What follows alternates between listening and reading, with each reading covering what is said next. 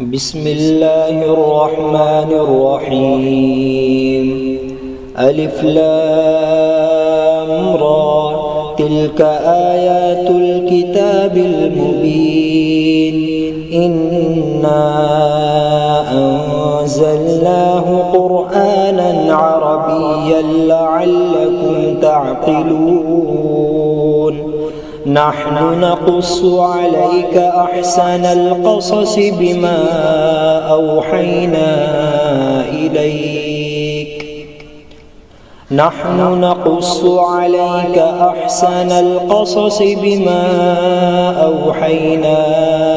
إليك هذا القرآن، وإن كنت من قبله لمن الغافلين.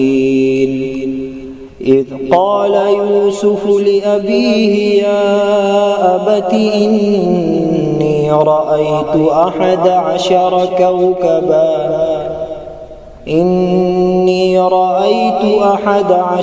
كوكبا والشمس والقمر رأيتهم لي ساجدين.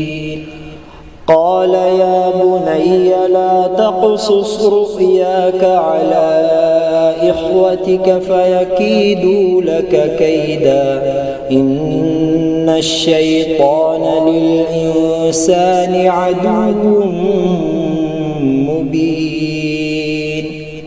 وكذلك يجتبيك ربك ويعلمك من تأويل الأحاديث ويتم نعمته عليك وعلى آل يعقوب كما أتمها